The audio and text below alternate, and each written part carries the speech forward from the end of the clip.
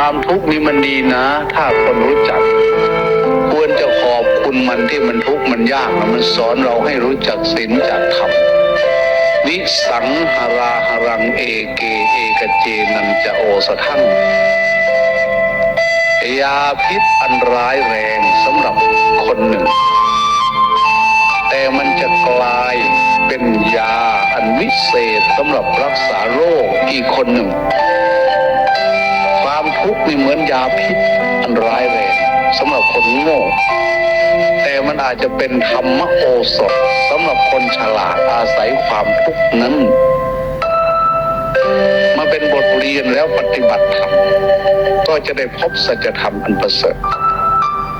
พระอริยเจ้าพระอรหันต์เมื่อท่านจะตายมีจำนวนไม่น้อยท่านจะเบิ่งตามองโลกอย่างเต็มตา